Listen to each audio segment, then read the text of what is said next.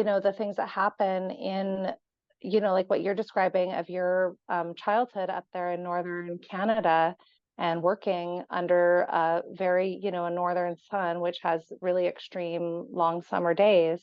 Yes. And then were you being nutritionally supported in your needs?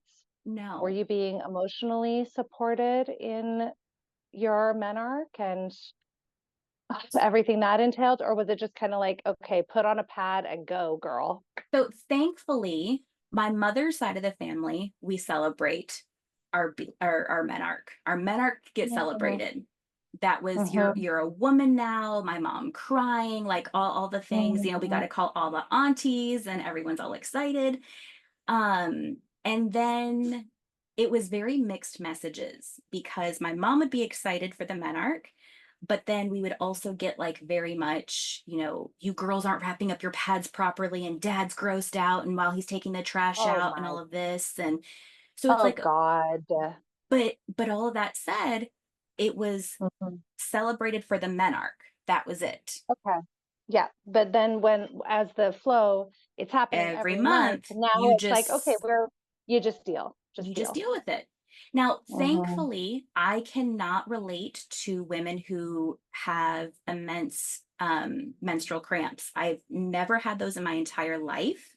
So Mm-hmm. I can't speak to that. So I'm actually really surprised that I haven't dealt with PCOS or endometriosis or anything like that because I have all the markers for it. I have like all the things that would typically attribute to that. But yeah, so to answer your question long, no. During the summer months, it was very much like, no, you just there, it's no different from any other day of the week. It's no Yep. different than any other Yeah. day of the month. It's here's your tampons, there you go.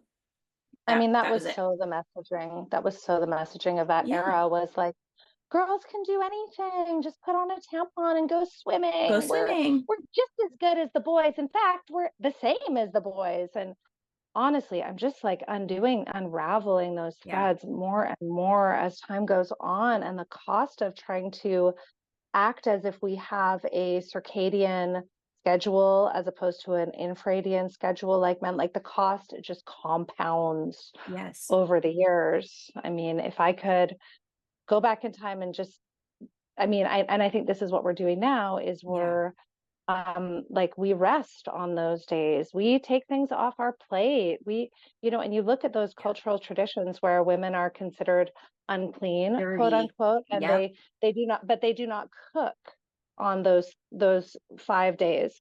They do not Yep. clean on those 5 days. They are prohibited from contact on those days. And I'm like, is the unclean, is that actually like maybe a mistranslation or something? Is it maybe the word is more like I don't know, scrambled or disordered or needing peace. I don't know. But when I look at those traditions, I see those as real, having the potential for being very health giving because Yep. as women, we do need to, and it depends on your own individual biochemistry, but especially as time goes on, or if we're dealing with cramps or pain or overly heavy flow, we do need to take a step back from our day-to-day activities, call in sick to work, lay down and rest, just have our meals brought to us by our Yep. husband or by loving friends, and just not be just go go go go go. And I really hope that we can bring that awareness to the younger generation of girls and women and to the men. And I'll tell you, I am Yep. educating my sons that when your wife or your girlfriend has her period, you bring her tea, you Yep. cook her food, you warm up a hot water bottle for her, give her a foot massage, ask her what she needs. Know that maybe she's going to be crying, maybe she's going through stuff. And it's your job to be a caretaker during those Yeah. times because that's what we need. How are we supposed to show up in all of the other phases of our cycle in full integrity with a full Mhm. tank with full of energy to navigate all the rest of the cycle when the most pivotal point when we're supposed to rest and we're supposed to have that break and we're supposed to have that disconnect from everyday reality isn't honored. And I'm so glad that you brought up the son part, because I have a daughter and I have a son. So my daughter's 8 and my son is 4. And with her postpartum period, I had all the depletion: postpartum depression, postpartum anxiety, Hashimoto's, hypothyroidism, like all the things. And that's just, oh, it's normal. Like that's normal. And it's like, no, it's not. Like, it's Yeah. normal because nobody's taking care of the mommies. It's normal because nobody's taking care of, we don't know how to honor mothers in our culture. And like I was talking to you about briefly, I just so happened to sign up for Rochelle's Innate Traditions postpartum care course before I even knew I was pregnant with my son, and found out I was pregnant with him a couple months later. And I was like, this is my chance. This is where I get a, not a do-over, but I get to do this right. And Mm. I soaked in all of the wisdom around how to set myself up to have a completely different experience. And I took the traditional lay-in period of 42 days. I was Mm-hmm. called an entitled millennial by my family, because this isn't what your grandma did. Your grandma had a baby and was back cooking for everyone the next day. I'm like, and is that what you want for Wow. me? Is Wow. okay. And Wow. so again, it's so interesting of it. Yeah. Culturally, right? I mean, Yes. you put it on its flip side, and in China, for example, now I would assume things are changing and maybe have changed, but they have that traditional lying in period of 42 days, right? It's 6 times 7, right? Yeah. 7 weeks. Yeah. And everything in Chinese medicine, we have these numerical cycles. We could even get into that for the fun of it. But if a woman is seen out and about and people know that she just had a baby, she will be shamed.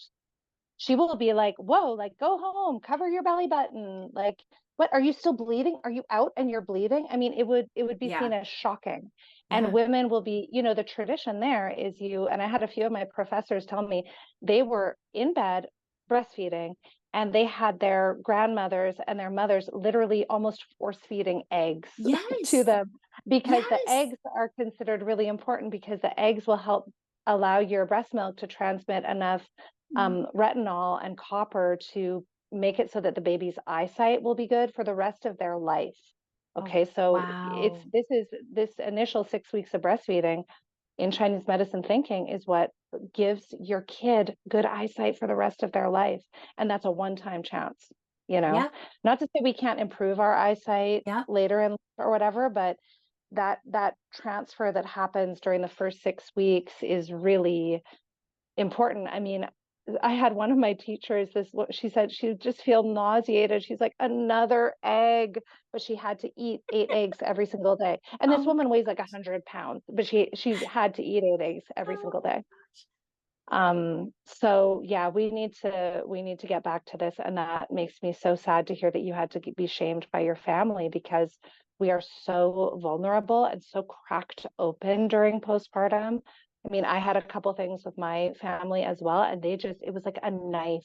It just hit Mhm. me so much harder Yeah. than it would at any other time, because Yeah. your You're body, fresh. the life portal Yes. has opened, and you're just, ooh, yeah. Yeah. Yeah. And so I will say, in the event that they do decide to listen to this, I will say that the shame came while I was pregnant and preparing for Mhm, everything. mhm. And thankfully, I had my mom, and the one little occasion that I had was my grandma was living close at the time as well. And so I was able to receive from both my mom and my mom and my maternal grandmother at the same time. So it was very Mhm, probably, I when I mhm, reflect on my whole life, it was probably one of the few times that I can say I genuinely felt like I was taken care of. And which mm, kind of, leaks back into the conversation of, how was I emotionally taken care of during, this time of heavy work. And mhm. yeah, no. And that's where, like I said, I feel like I got this little bubble of care Of during care. during those during those weeks. And then it was like day Yeah, 42 hit, and then everything just went back to normal. yeah. but Wow.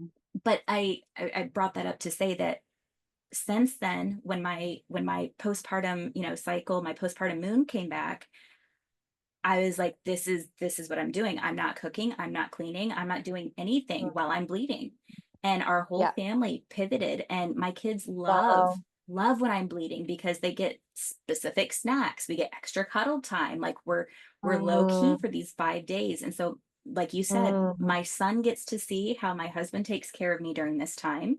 My daughter gets to wow. see how he takes care of me during this time. Mm, And they both get this lived tangible experience of, we honor this time, this is how this is. mhm, And mm, what how would the world be different if more mhm. women did this? Just one by one, Yeah, right? Just one by one. And probably just like you, I grapple with these questions and these issues on like a global scale in my mind. And then I just always come back to, you know what? Just one woman, one yeah, family, one child, and we just do what we can. And then there's just that little ripple effect. yeah, And it's like the butterfly flaps its wings in Japan and there's an earthquake in Australia, and exactly. Yep, and that's all we can do. And it's perfect as it is. it is. Yes, it Um, is. so wow, that's so beautiful. I love hearing you say that, and I want to um, improve on my the way my family and I do my bleeding time because I tend to kind of collapse a bit and then sort of kind of fight my way through it, and Yeah, of course. that's not really right. And I have been really asking for more as far as support with cooking and that kind of thing with my husband and my sons. And they're very willing and capable of doing more. But as the woman, there's this almost like a default mode where I just do it. Yeah. And that's on me to make that shift. Well, and I was going to say too, this didn't happen just because my husband saw, like, oh, great, this is like, I supported her so well in postpartum. This is just what I want to do. It was like, no, I finally, like, I had one full cycle at 18 months postpartum, and I was like, I cannot do this anymore. I cannot Yeah, not yeah. rest. And even like if there's a cycle that I maybe like accidentally scheduled something, because my whole business, and I go Mhm. into this so It's much, but based my on your whole, cycle. yes. And Hmm. there was a couple days where I either started early or, everything like just shifted with something. And I was like, crap, like I can't reschedule this. And I pay for it the Yeah. next whole Next cycle. cycle. Yeah. Yes. And I'm Well, and like, also if, sorry, go ahead. no, no, you're fine. Well, if we're looking at our egg formation being a 3 month process, right? So what happened in January is going Yep. to be impacting your egg in April. So as women, we need to play the long game with our health here. Yep. And it took me having this conversation of, I'm not doing it. So Yeah. you can be, I'll use the exact verbiage that I use to be in full integrity. I'm like, you can be the shitty husband that leaves the dishes and leaves the laundry, and I'll do it whenever I'm not pleading. Or Hmm. you can rise to the occasion, be the man that I married, be the example for our kids, and do the things. And he's like, oh yeah, like, I sure, like, Obviously, I'll yeah, choose like, option B. right. Well, this was my idea. Like, how is this? I'm like, yeah, okay. But it took me setting that boundary of like, I'm not doing it. And Mm, especially having a little girl in my home, I refuse mm, to that have this be her narrative, and I yeah. have to embody it. And that was Yeah. my biggest call was, you can't just talk about this. Yeah. You have to live it. And that's where I was like, okay. But Talk I is love cheap, girl. Talk right. is cheap. It's the actions that matter, right? And Yeah. that's even something I'm educating my sons about because, I'm very aware that the choice they make for a future wife is going to have a huge impact on me and my Yeah. grandchildren. And, Yeah. I'm really educating them, like, as you're meeting people, what they say is one thing, and that can be very great. It can be very warm, funny, Yeah. fun, inspiring, but that's one thing. Watch what they do, Yep. and that's what really tells you who this person is. So that's the same for us. We have to Yep. walk that walk. Well, and I love how you said that women have to play the long game because Yeah, it even goes into the mothering. Like you said, yeah, the first, the first 6 weeks of playing the long game for your children's eyesight. The yeah, first 6 weeks playing the long game yeah, for your next 40 years. yeah, How is that going to play out?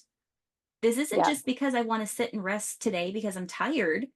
This is because I want to be able to do the things that I'm doing today in 40 years.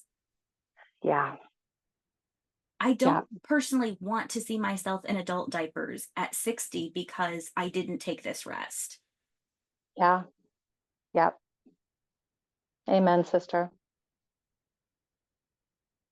Mm, So I want to thread I feel like the cycles that you were kind of excited to talk about. I feel like mhm. the cycles also will kind of feed into the next Ozempic. part of this conversation. Yeah, Ozempic and hormone replacement. Oh, Ozempic. You know. We all know the song. We all know it. But I feel like it'll Uh, play really well into that yeah, and hormone replacement therapy. Let me get my light real quick. yeah. Well, I do not have pants on, so oh, amen to that. You know what? Here's another little micro rant we could get into is that for, jeans and any kind of stiff pants yep, that have a seam that rides up and irritates our vulva, or has a waistband that causes, how when you're wearing something, you'll see those little red marks on your skin afterwards, like that little line. If you have that, you have messed with your lymphatic system. So we have to be really mindful with our clothing, that our clothing actually supports our feminine body. And it's so interesting to me that before the 60s, really, women wore skirts, and then, oh yep. yay, feminism We can came in, wear and oh, pants, we're free to wear pants. And like, was this really a net positive for us? I mean, leggings high are one thing, heels. Oh, don't even get me started on high heels.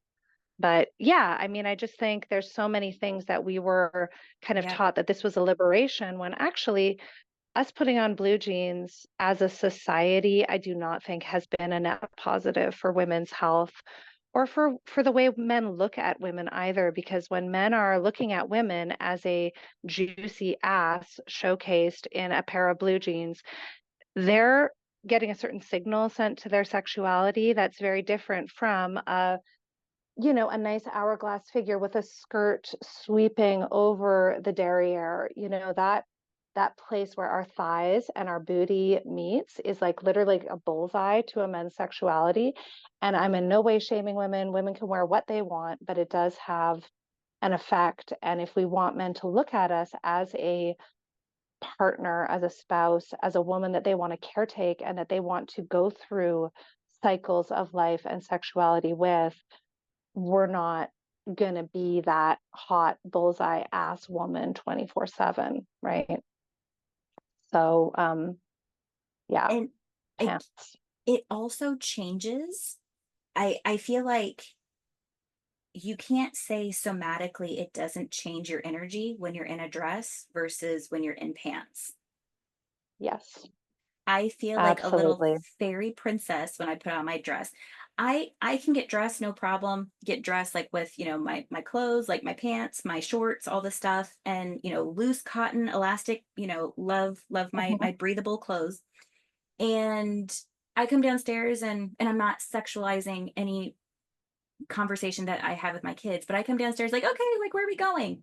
I come down in a dress, both of my kids. Oh, mommy. Oh, you look so beautiful. And my son, like, just, mommy, I love your dress. I'm like, oh, thank you. And just, it Mm, does yeah, something yeah, to yeah. our psyche to be our clothing choices. Obviously, I have a whole module on exactly what you just covered in one of my programs. And because it's like Cool. we're telling our teenage daughters, sure, go put the mom jeans on. It's what's in style. I'm like, and we're curious why we have menstrual cramps, and we're curious why we're dealing with uterine pain, and why we're dealing with uterine prolapse before you even had babies. Like, Oh my word. Yeah, and we're also curious why we're activating our daughters' procreative sexuality before they're in any position to handle the power of what they are playing with, and we're not talking purity culture here. We're talking logic. yes. Yep, yep, yep, yep. Mm, yeah, it's a lot, and I was talking to one of my best friends recently. Her daughter has developed a very sexualized style of dressing. Just every top is a crop top. Mm, Many tops are not much different than a bra, not significantly different than a bra. Belly button's always out, booty is always cupped and completely visible. And I was like, so, like, was this how you dressed when you were her age? Like, I mean, they're yeah. beautiful, beautiful girl, absolutely sweet, wonderful girl. And she's like, you know what?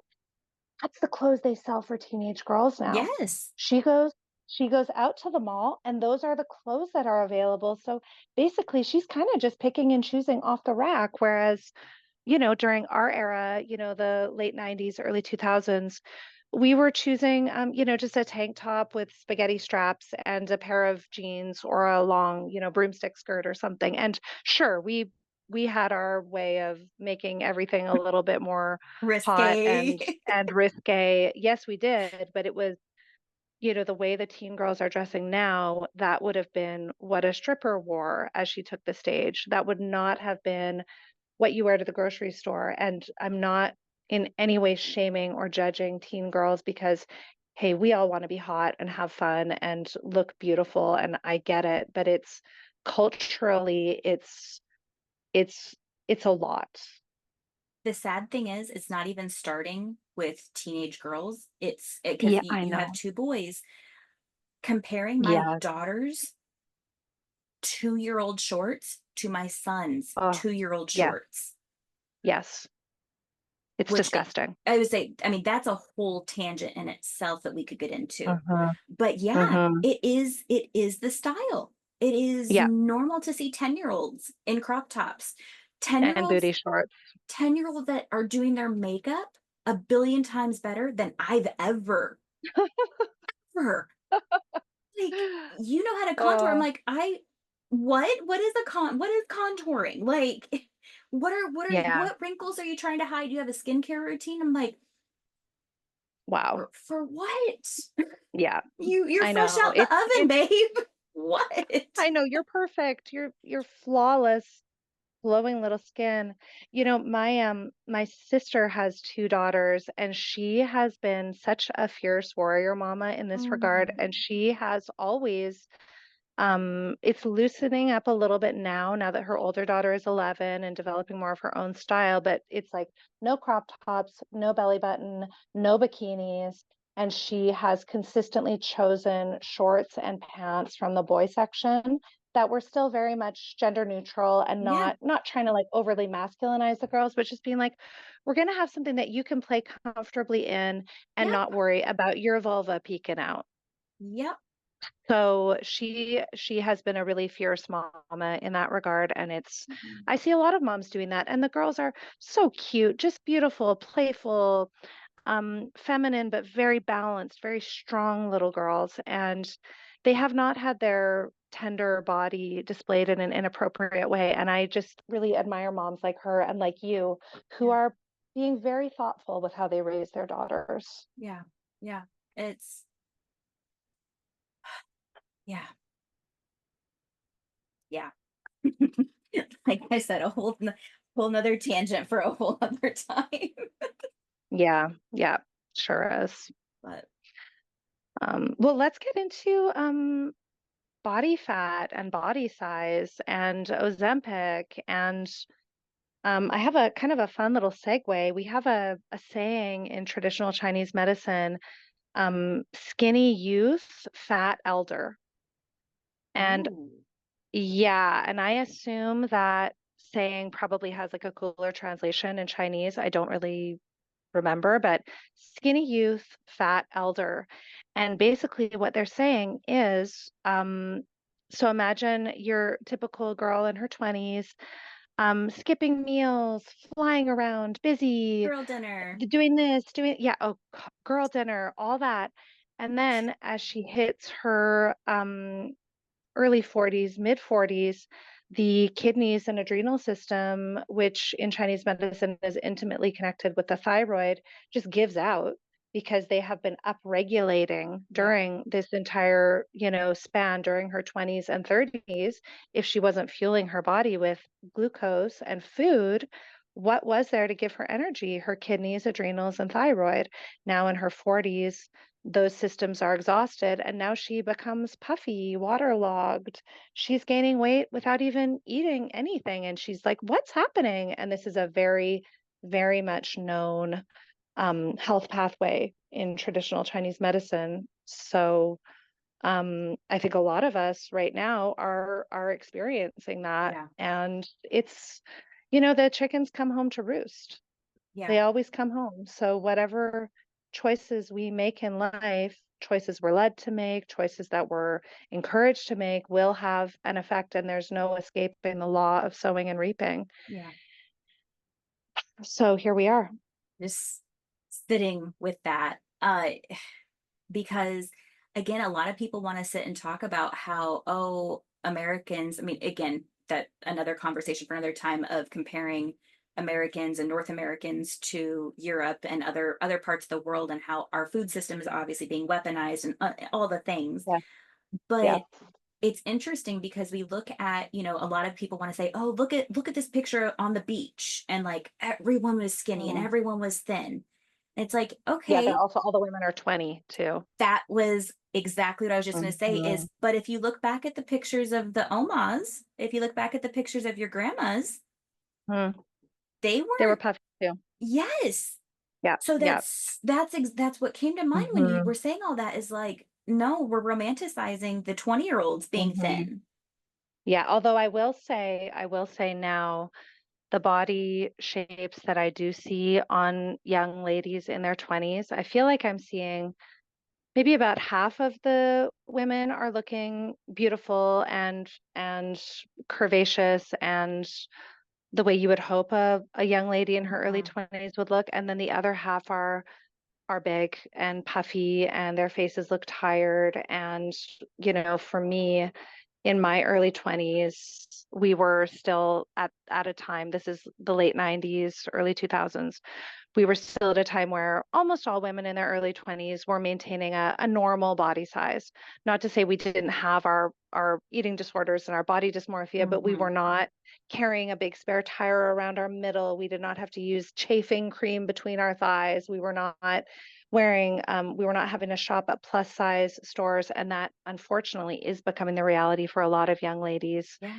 And I think this is we're kind of three generations into this weaponized food system and mental health onslaught from devices and media. And the mental health aspect is huge because when we're upregulating our stress hormones due to taking in toxic information streams, we are harming our bodies All just day. as much as if we're, yeah, skipping meals or not taking the time to prepare a healthy meal. So then we go sit in our car at our break at work and eat an entire bag of chips. I mean, who hasn't been there, you know? Mhm. Yep. Yep. So And it's it's, catching up.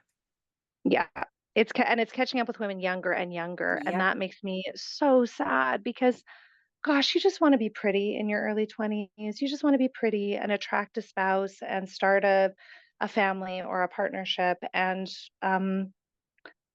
that if you do not feel pretty and good in your body, it is makes that a lot harder.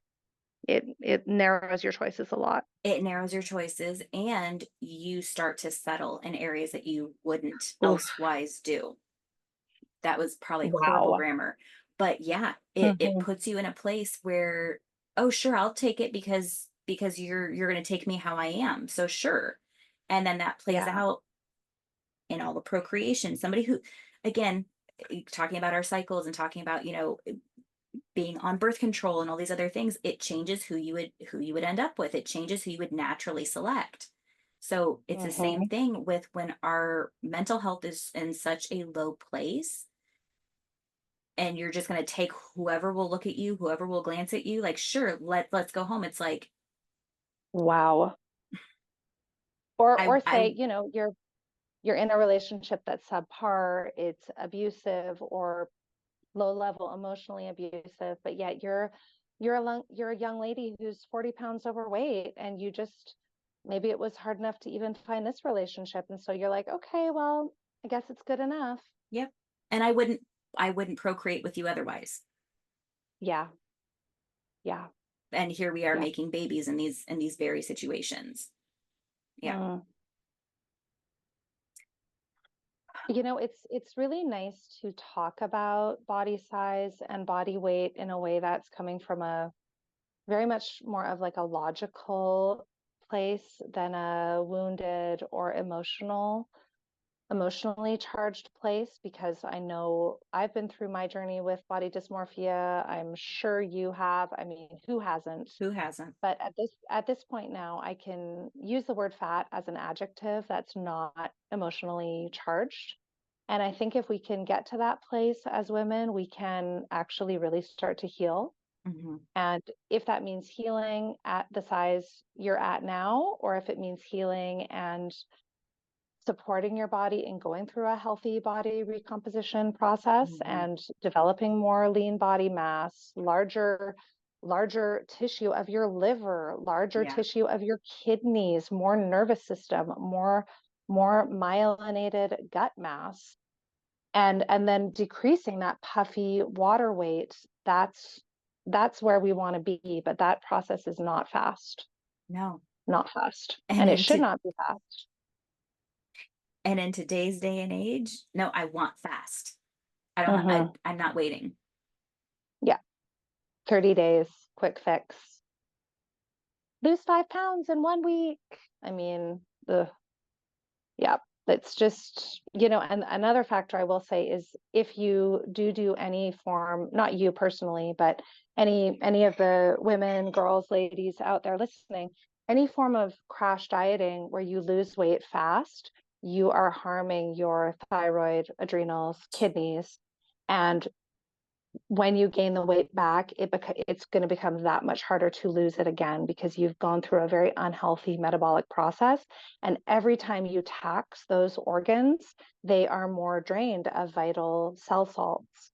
And those cell salts can only be absorbed on a day-to-day basis. Every day we have 3 meals every day. We have our water or our nourishing beverages we drink every day. And we use a certain amount of that for our day-to-day metabolism, then a certain amount of it gets stored metabolically in our liver, in our kidneys, in our bones, in our fat tissue. But each day we just have one cycle of that. So Yeah. if we deplete those salts, those hormones, those nutrients, it could take us weeks, months, or years to recover. So we need to play the slow game with body recomposition. So then how does Ozempic come into this?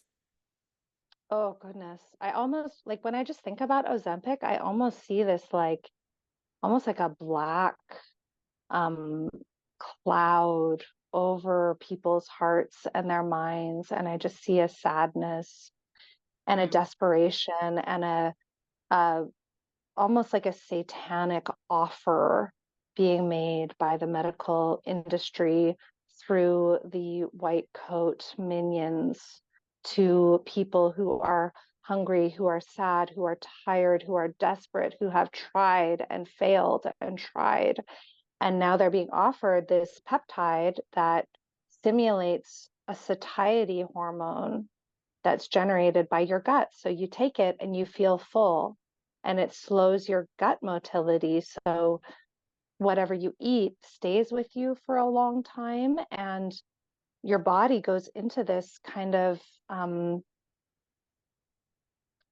like a torpid starvation state. And some people lose weight with it. Other people don't even lose weight with it. Hmm. I mean, it's you're not guaranteed to lose weight on it. Well, and I've even But heard, then, go ahead.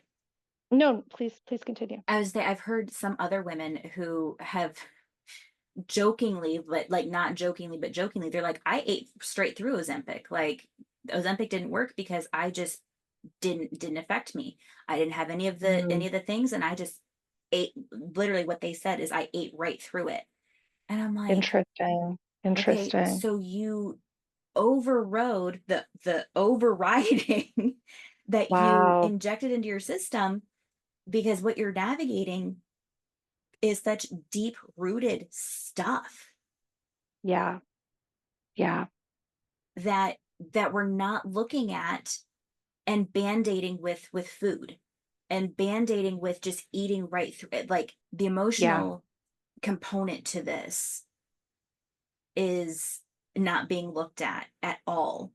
And a lot of people, a lot of women who overeat, and people period, but specifically women overeating to fill that void. Yeah. Yeah. and and then the women who are doing like the girl dinners and stuff like that, who are still starving themselves, the stuff that they are choosing to eat when they eat, and I can absolutely speak for myself on this with my eating disorder past. um I would gorge on sweets, I would gorge on Yeah. all the stuff, and so when I would eat, it wouldn't be nourishing anything. And Yeah. yeah, just again the Well, emotional component. yeah, I mean, the thing is, the refined sugars, and I actually think any form of sugars, and I'm not an anti-sugar person, so don't worry, that's not about to, that's not what I'm about to get at. But sugar, so this hits your brain in 5 seconds.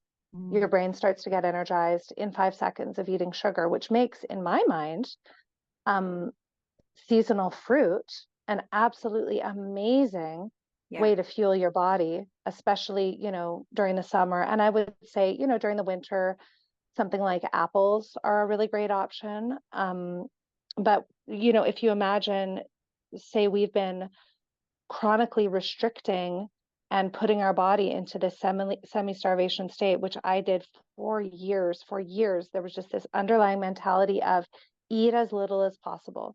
Mhm. That was the mentality. So, but then since I'm putting my body into a calorie restricted semi-starvation state, my body will not allow that. And I would wind up binging on highly sweetened foods, the type of candy that's like the movie theater candy, that kind of Yeah. serving size, or like literally an entire family size bag of chips.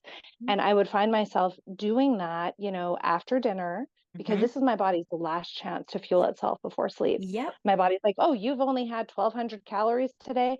We're going to get an extra 1,000 calories in you, girl. Yep. So I'm binging on this stuff, almost feeling like a, hungry ghost feeling.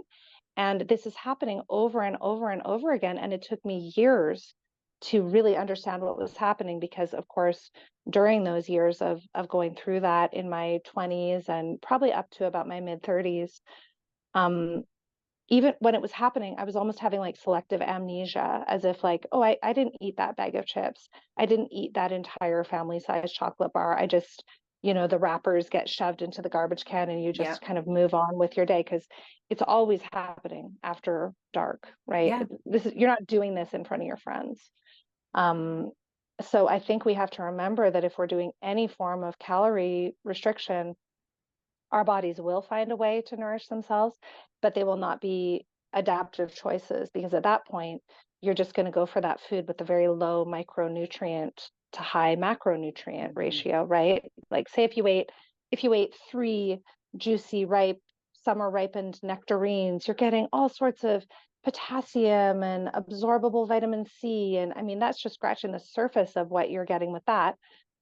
Whereas if you ate a bag of Twizzlers, you know, Oh, Yeah. yay, you got corn syrup and red food dye number 5. Yeah. Whoop-de-doo. So this is why what I think we're really encouraging is eating these 3 nourishing meals every day, eating snacks if you need them, and making sure that your food has a complement of macronutrients and micronutrients. And many of the micronutrients, you can't even really describe them. It's more of just a seasonal terroir of where you live. Hmm. And I love the magic of that. And so when I think about ladies and men, but honestly, I don't even want to talk about men's health because I feel like they need to talk amongst themselves for that. I can't even address some of the hardships that men go Yeah. through. Yep. But imagine, you're on Ozempic, you slow down your gut motility. Um, so what happens on the other side of this? Diarrhea, constipation, loss of control. I mean, a listed side effect, potential side effect of Ozempic is gastroparesis, full paralyzation of your gut tract. And the results of that is you need to be tube fed at that point. So you have a port put into your small intestine, and then you put in like boost, like liquid nourishment. Yeah. And so it's like, okay, I don't know, just the level of numbness that you're willing to look at all those risks and sign those consent forms and say, okay, my obesity is at such a level of concern that I'm willing to risk paralyzing my gut for this. It really just breaks my heart. The thyroid cancer side effect is what I was like, nope, I'm not I'm not fucking with this. I have Yeah. enough thyroid stuff. Like because again, it's the quick fix. It's yeah, and everything because I've had a couple people, recommend it to me and everything like that. And I Mhm. was like, not no, like you do you, like this is your life choice, obviously. But I something just doesn't sit right. And then the more stuff that's coming out, I'm like, oh, okay, that makes sense. Okay, yeah. But Yeah. circling back to what you were saying about, you know, the calorie restriction stuff with like the eating disorders, it was really interesting because I last October, it's insane to me that it's already almost been a year, but last October, I started GAPS, and with the Mm. intention to heal and seal my gut. And I was really strong for probably like I'm very a determined, if I say I'm going to do it, I'm absolutely going to do it. And I found myself probably 3, 4 weeks in, and I started to notice my eating disorder tendencies popping up because I was losing weight because I wasn't eating inflammatory stuff. And I was like, "Ooh, my face looks thin. Oh, my pants are a little loose again. Oh, well, I'm still eating all this, healthy meat stock. I'm still eating all of these, properly prepared, proper ferments. I'm still doing all of this. But what if I just did like just a little bit less? Just a little bit less." Yeah. And I told my husband, I was like, I'm done. Like I have to shut this down Uh, because wow. I'm I'm not at a place emotionally, mentally, where I can, in a healthy way, continue to do this because you're already restricting so much of Yeah. like our regular cultural foods that we're already, it's hard to go out to eat. I mean, it's practically Yeah. impossible to go out to eat while you're on gaps. Um, so I'm like, I'm already restricting so much that I'm starting to restrict that even more. And I was like, I can't, I need to take a hot break, come back. And Wow. I've made it as far as like a week or two. Like in the past year, Mm. I'm like, okay, I'll do a week or two and see how that goes. And Mm. I noticed it starting to creep back up. I'm like, okay, I see you. What are we dealing with? What are we navigating? And just having like this Mm. internal dialogue of what's alive right now? What do we need to talk about? Yeah. Because even with the healthy stuff, it comes up. Well, we're in I am so glad you told that story, and I um feel like for any of us women that are in a body size that's larger than what we're used to, that maybe we're dealing with some discomfort, maybe some mobility challenges, we are in a really interesting position for how we choose to address that. Yeah. And we have to address that from a place of safety and self-love rather than from a point of self-harm and simply wanting to make ourselves smaller. Yeah. And we want the comfort, we want the ease, we want to be able to pull on a dress and be pretty for an event. Those are all so valid, but we cannot, we have to be so mindful of of what our choices might bring up for us. And we're in a really challenging position because we are in a, I would describe it, we are in a toxic food culture. And so when we're being asked to say no to all of these things that everyone else is eating and enjoying, that puts us in a very strange position as a social animal. I mean, I cannot imagine my goats all Yeah. sitting around the manger enjoying their hay. And the one chubby goat is like, oh, I'm not going to have any right now. Like, never, never in a million years. So, how do we navigate this? It's honestly just up to each of us as individuals to Yeah. make those choices and allow those choices to evolve. And the only thing that I do come back to consistently is that we do need to be nourishing ourselves and being very clued into our inner signals of hunger and Yeah. satiety and acting on those. You know, the when you get, it's 11:30, lunch is coming up soon. Let's go get going on that and get that prepared as opposed to waiting until 1 o'clock, 1:30 when we're crashing. And now it's just, Anything I can get. anything, Yeah. anything we can get. And also, when we have those times, we're not going to go into drama and self-blaming. We're just going to say, okay, my body did what it needed to do in that time. Yeah. And tomorrow I'm going to have lunch prepped.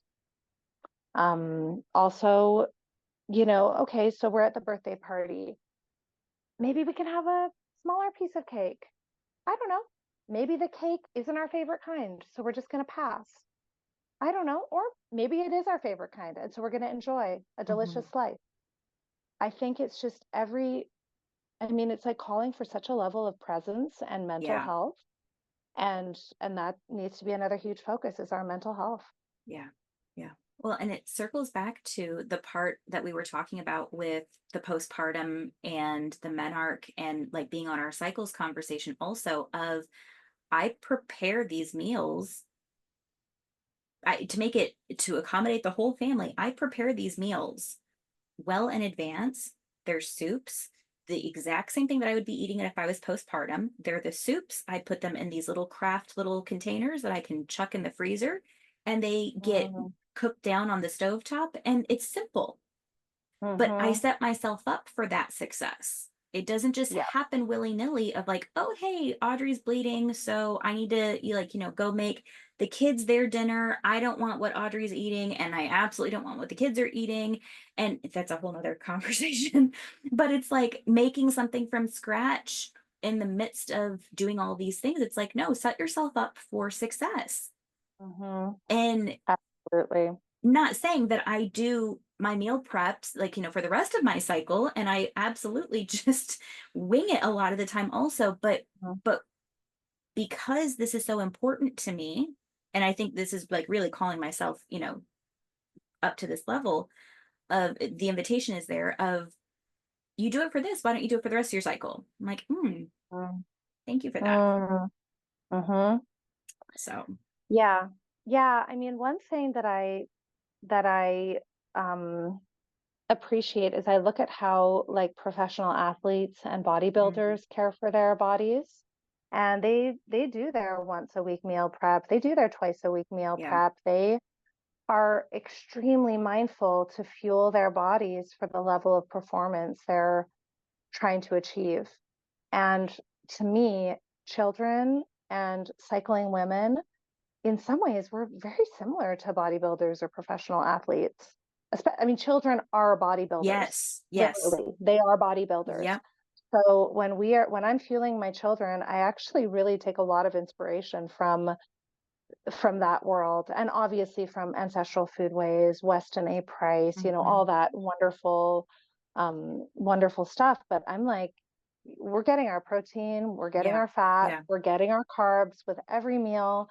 Healthy snacks are available. We've got our raw milk in the fridge. I will not let my children go hungry. I'm so fierce about that. Yeah. And it was interesting for me bringing myself on board with that too, because it actually took me a few years into having my kids to realize, oh, my nutrition needs to be as on point as theirs is, because I was, especially when you've got little ones, Yeah. babies, toddlers, it can be so easy to feed them their meal. And the whole process can be very kind of hectic and emotionally charged and fun, but intense, and realize I didn't even eat.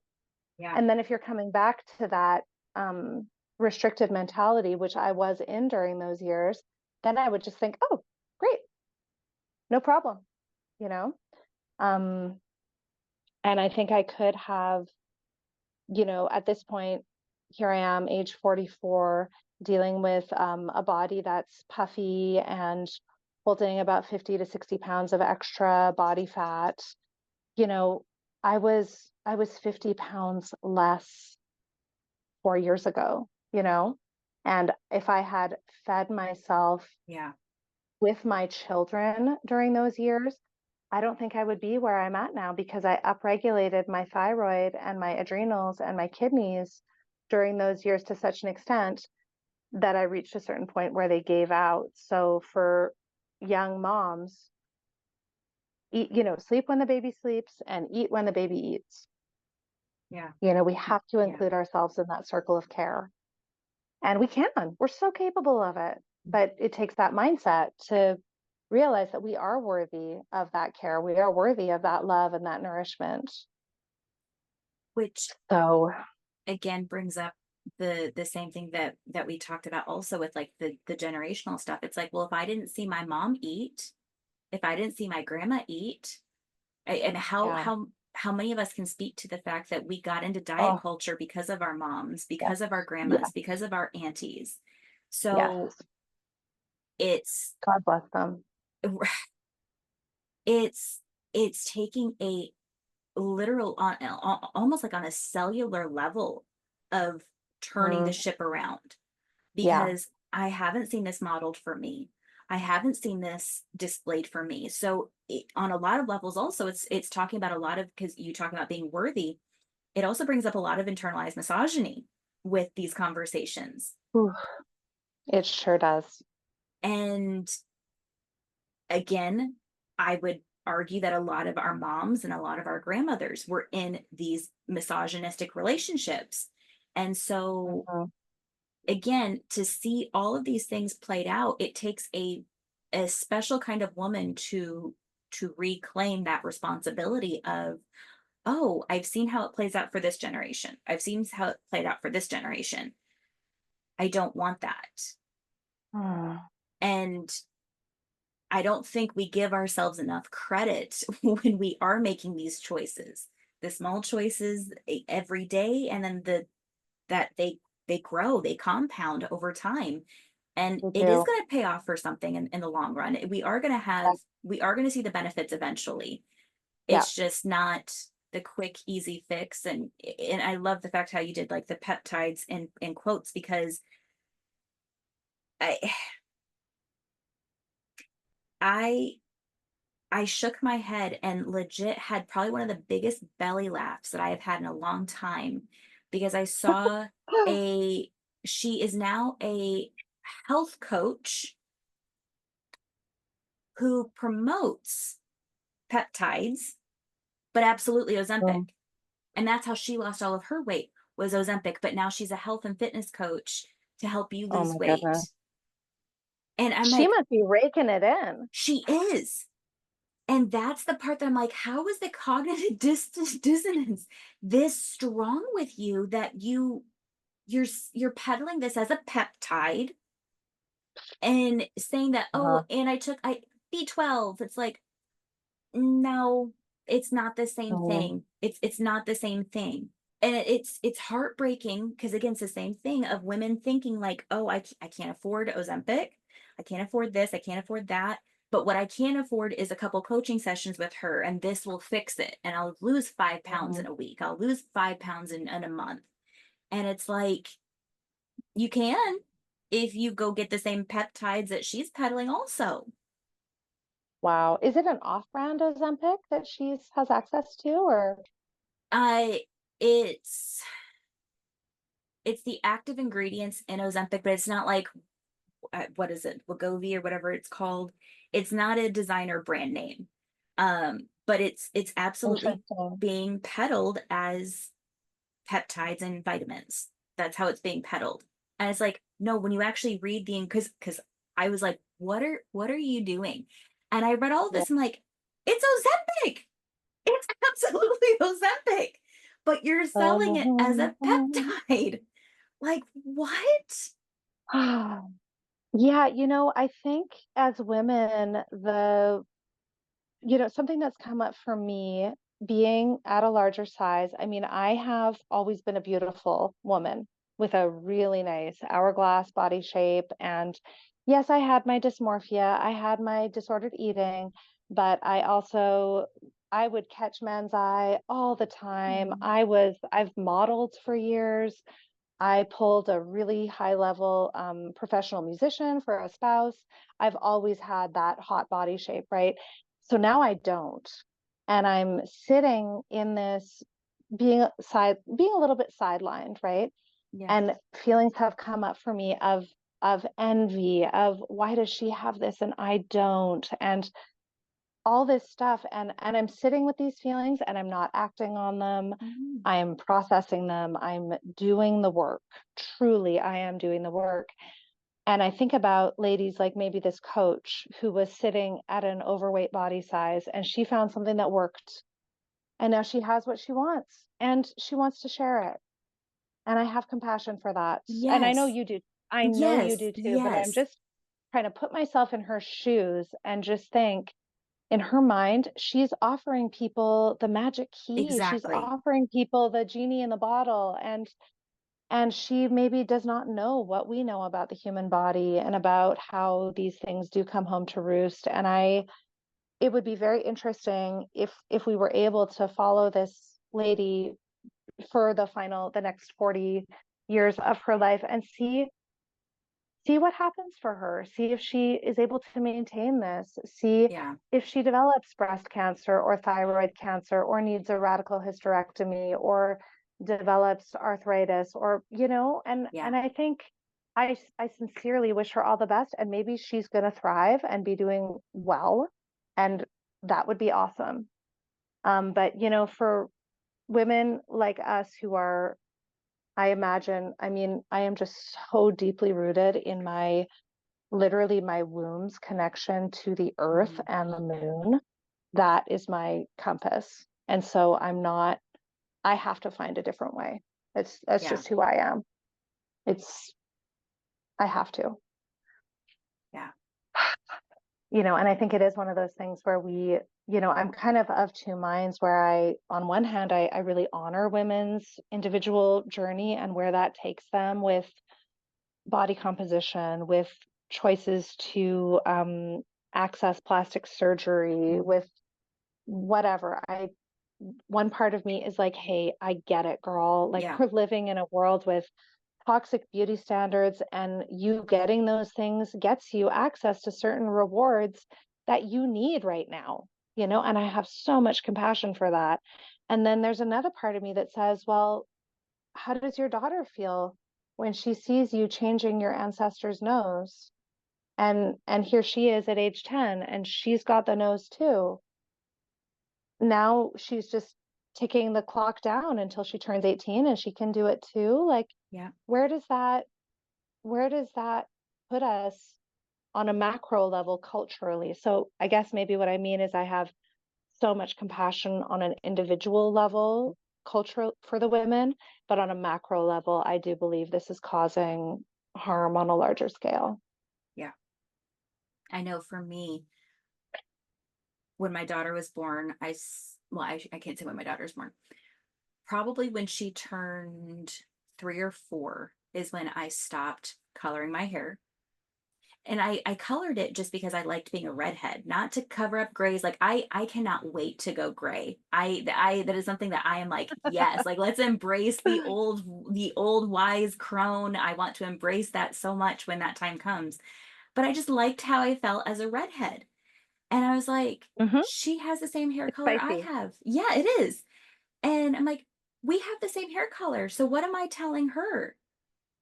And Mm, I stopped wearing makeup. I mean, I like we talked about, these young 10-year-olds knowing how to do makeup better than I do. I've never ever been like a big makeup person, but the same thing. I'm like, I stopped wearing makeup because I don't want my daughter to watch me spend my time. To me, hmm. time is our most precious, valuable asset that we have. And I'm not spending hours in front of the mirror completely changing this shape of my face and putting all thankfully, where we are today, there's a lot of cleaner brands out there, but putting toxic Mm, stuff on my skin mm, hmm. to give this illusion of me looking differently than how I look Hmm. in the real world. So yeah, on the deeper level of like the nose jobs and the Botox and all this stuff, again, like you said, the so much compassion and back to this other woman. Do I think she's being evil? No. Do I think she's being, Yeah, the snake oil? No. But yeah. it's how it's being marketed. The same thing with the hair Yeah. color, the same thing with the Botox. Oh, get Botox for your Mhm. migraines. It's like, okay. Yeah, yeah. Why not actually heal what's causing the migraines? And let's not And call these big, huge pharma meds peptides and vitamins. Like, no, be upfront about it. yeah, yeah, yeah, absolutely. Although You're, that's a hard one because if you're gonna have true informed consent, I mean, it's so much like making a deal with the devil that yeah, who's going to sign up for it? Although I will say people will sign up for it. they They will. And still will. they They are. still will. Yeah. So you Yeah. can provide that. You can Yeah. provide that. Yeah. I mean, I was doing some looking. I went to a martial arts event down in Sacramento about a year ago, and it was a Muay Thai competition. That's something that um, myself and my family enjoy. So it was a really neat Mm, event, but we were around culturally a totally different group of people. And there were all these women with this like Kardashian body shape. And I was like, oh, this is a BBL. yeah. She did it. She got that done. And I was looking at these women, they were dressing, their clothing could not have been tighter. Okay. This was a second skin. They were very proud of and thoroughly enjoying the result of this surgery. But this is a surgery that has like a 1 in 1,000 death rate. So and these women were there to support their teens in this martial arts competition. These were loving, devoted moms. And when you're supporting a child in a sport like this is like a 4 or 5 day, 6 day a week Yeah. thing. Yeah. Um, and but yet they were willing to sign that consent form that said there's a 1 in 1,000 chance mommy's not coming home. There's a 1 in 1,000 chance mommy is not coming home from this today, or that I'm going to die of a fat embolism sometime within the next, 3 months. And somehow they were able to reckon with that choice. And that's really just shows where we're at culturally. And I assume there's a level of like, it's kind of like playing Russian roulette. Well, 1 in 1,000 is not that bad, right? Because Yeah. I'll just be I'm one of the not gonna yeah, 999. exactly. It's not gonna be me. Yeah. Yeah, yeah, and I do get that because there's a certain logic there, but I don't And know. I just for me, I want women to come to a place where we know our value from like a womb deep level, and that our mm, value is equal, whether we are at a culturally normative body size or whether we're at a larger body size. That's what I want. And you know what? I'm not going to give up on that. Yeah. I'm Yeah. going for it. So I'm checking our time. Are you still good? I know your babies Mhm. need you also. Mhm. Okay. Yeah, I'm great. Yeah, I was gonna I'm good. say, I'd like to kind of take a little bit of a detour into the hormone replacement therapy because I feel like Ozempic and HRT are being bought by, I feel like, the same demographic because we want the quick fix and we don't know what else to do. We don't know what our other options are. Mhm. And I'm tired of trying to figure this out. And so many Mhm. women that, I like to stay in my lane, but I specifically like with birth and menarche and stuff like that. But I've had a lot of women reach out to me for menopause support. And, I'm like, Yeah. I, I'm not resourced enough to resource you with this, but I know there has to be something better than hormone replacement therapy. And Susan Weed, I loved her work on she has like her little book on menopause, and I've started to pick up some more stuff on being able to speak to this a little bit more. But I'd love to hear your take on hormone replacement therapy, specifically for premenopausal and menopausal women, because they feel like that's it, that's our option. We hit menopause and Mhm. okay, you now start taking hormone replacement therapy. This is part of life. Mm. Yeah, we took the birth control pill to Yep. regulate our hormones in our Yep. teens and to be a sex toy for men in our 20s and 30s. And now we're broken and we're suffering. And so now we're going to try to bolster our sex hormones back to the level they should have been at in our mid 30s so that we can survive this final 25, 30 years of our lives here. Yep. Oh, yeah. Well, the traditional Chinese medicine viewpoint is views we call menopause a second spring. Yep. That's what we call it. And the way we look at it is that if you think about your body, even put one hand on your womb and put another hand right under your ribs there. And during our fertile years, our body is in this cycle of sending nourishment from our gut to our womb. And we're just cycling in these lower body parts. We're nourishing our womb every month, we're bringing forth children, and we're just so in that realm. When we experience menopause, which in Chinese medicine is 7 times 7, so age 49, our body, that circuit changes. And Yeah. instead of the energy going downward to the womb, the energy now rises upward to the heart. And this is the wise woman.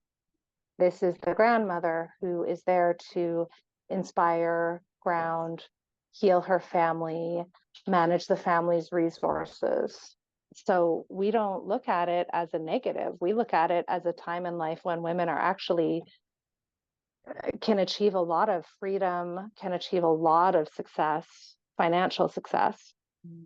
And as a time when we're no longer encumbered by the heavy day-to-day work of Yeah. raising children and wiping little booties and serving snack after snack after snack. Now we can actually ascend to like higher chakra levels of consciousness.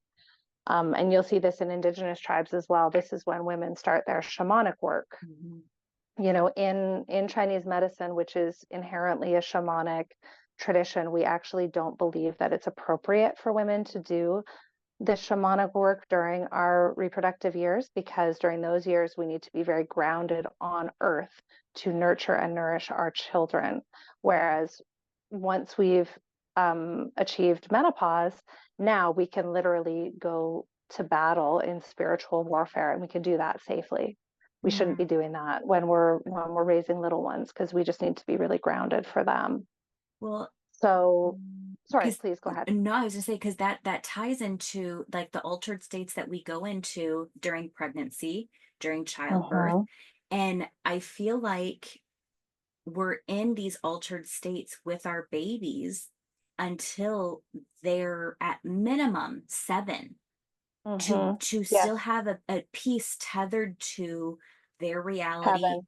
Yes, their reality, and then our earthly reality. And having, like, being that safety line of, like, okay, yeah, like, you're in your space, you're in your world, but I'm still tethering you to this reality. We have to Mm, be able to court these altered states of reality.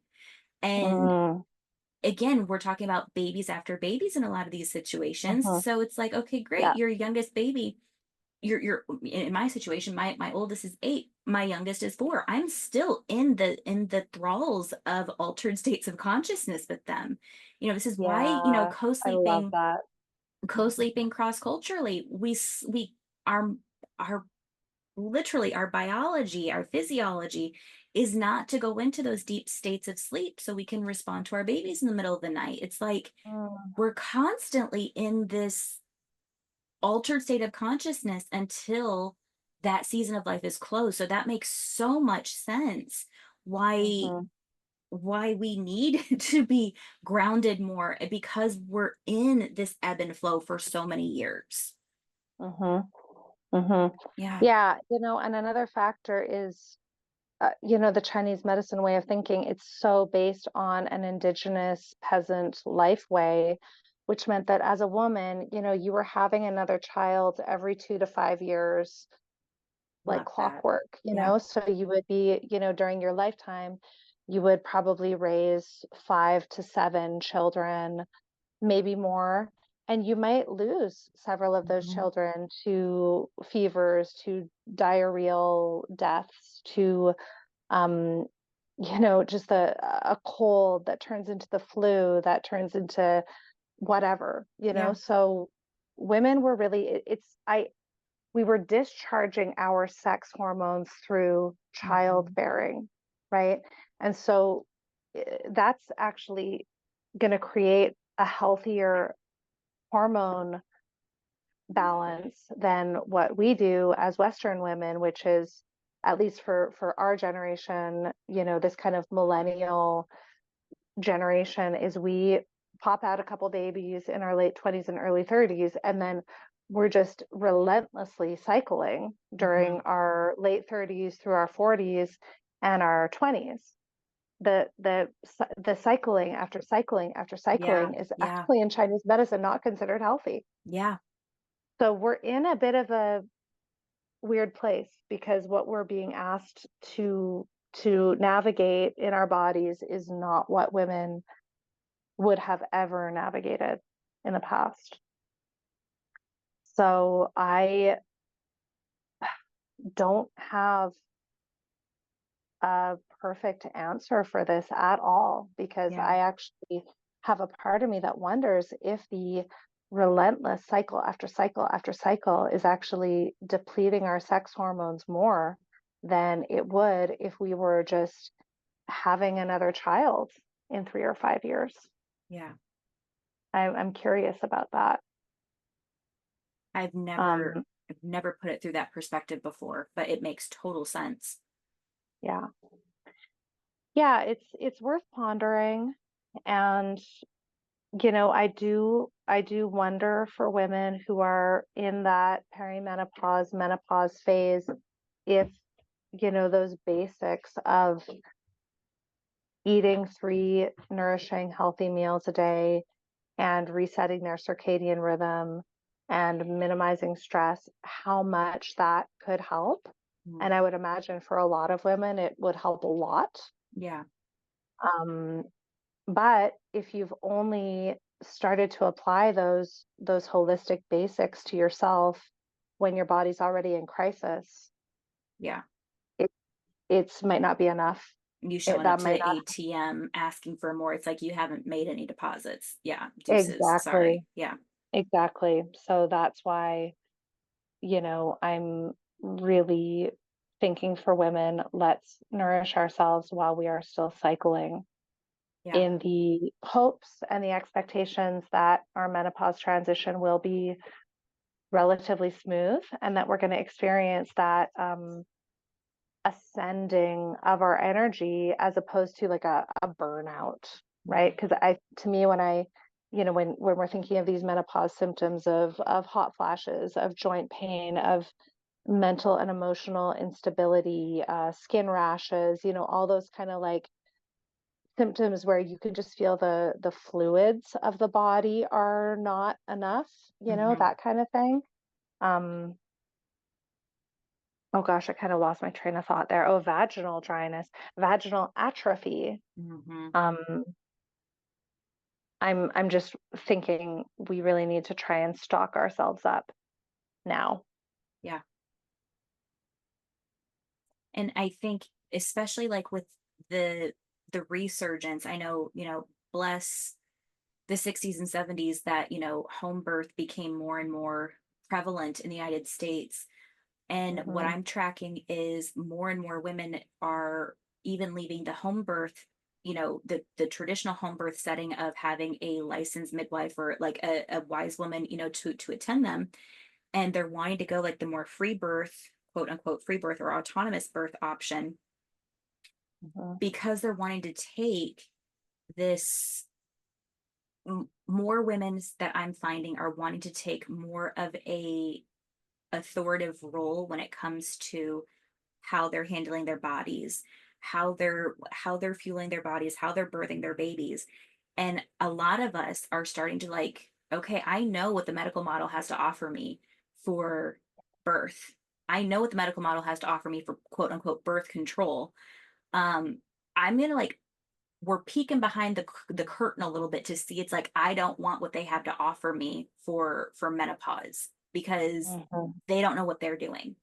I think the last statistic that I read was they get 1 whole hour of training. Obstetrics gets 1 whole hour of training on menopause. Wow. When I think the projected numbers are like we're going to have 60 million women who are going to be premenopausal, menopause, like within the next, I think it's like 15 years. And the number of Wow. like live births is like nothing compared Oh, to all of these things. And it's like, okay, but but we talk about pregnancy every day in obstetrical, training and what's what I'm looking for, hmm. education. But menopause is what No, every yeah. woman, whether or not she chooses to have babies, every woman will go through this. Hmm. And we get an hour. And it's just the deeply embedded misogyny of the Yeah. OBGYN culture. It is, I mean, we could dig into the history of that discipline and just the grotesque roots of Violence um, and rape and violence, yep, coercive medical experimentation on Black American yep, slaves. And it's just the kind of thing where once you start learning about it, you think, oh, what is this, some kind of loco conspiracy theory stuff? And then you're like, oh no, no, this no, is this this is just is, the history yep, here. This is the history. And I just, what we as women did by allowing men into the birth room was one of the worst things ever. yeah. One of the worst things ever. Bringing that masculine, let's get her done, no pain, no gain, let's put you on an assembly line, bringing that mindset into birth. Um, Big Un- mistake. Under the guise of it's safer. Safety. Yes, under the guise of safety, even though ironically, we had women dying at unprecedented numbers due to what's it called, purpureal fever, Yeah, due to the from, doctors touching our sensitive open vulva and cervix with the same hands that touch cadavers. yep. And the doctor who called that out, I forget his name right now. Do you remember his name? I don't remember his This name, was in but the yeah, this was in the 1700s, and a doctor who was working on maternity wards called this out and said, "Hey, listen, you're bringing infectious agents from cadavers and sick people to women with open wombs. We need to start washing our hands." He was so discredited. He was canceled to the yeah, ultimate extent that this man died mentally ill and penniless. And previous to that, he was one of the most highly regarded doctors in Europe. Um, this is the history of OBGYN. Yeah. And this is the discipline that still doesn't include clitoral anatomy in their education, Yep. but they're doing labiaplasties. Yep. They're actively doing labiaplasties to this Yes. day. So, okay, yeah, I guess it's just one of those things. We don't want what they're selling us. Now, that said, I will say if women are having extreme symptoms and they find that HRT is giving them relief, I wholeheartedly want that for them. And I want that. that's where, like I said, so many of them, like, again, because it's like, it's one thing to talk about menopause from, and that's why I don't like personally, again, I have a whole module on menopause in one of my courses. And I have full disclosure. I'm like, I don't like talking about something that I have not I haven't been through embodied. it yet. Yes. Hmm.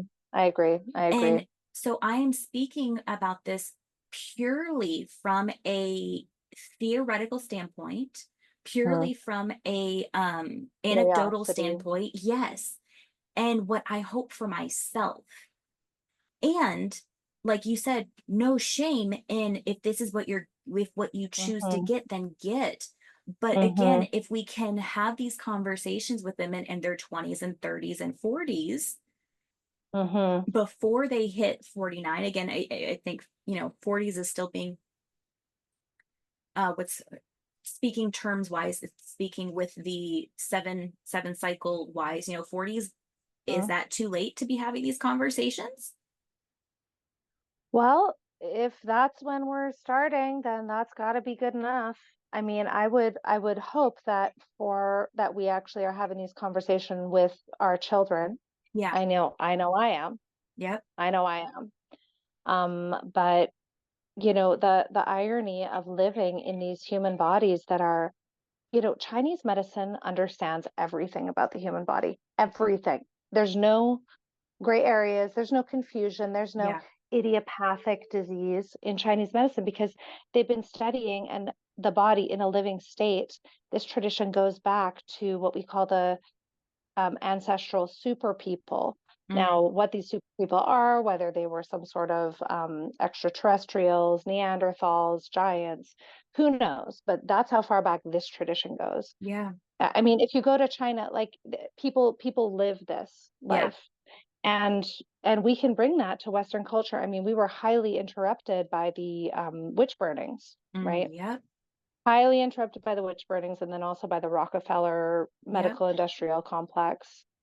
Um, we can bring this back, and at the same time, if women haven't had access to this, if they're choosing a medical solution, my hope would be that they could also hold hands with some Yeah. holistic supportive options as well. Like, okay, we're going to do HRT, but we're also going to reset my circadian rhythm, and I'm also going to start eating 3 healthy meals a day, Yeah. and I'm going to go outside and sit on the grass, and maybe I'll consult with an herbalist or a naturopath and make myself some tea. And so actually we can do both.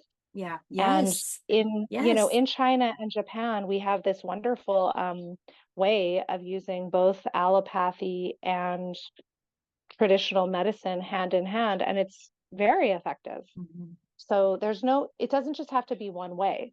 Yeah. Yeah.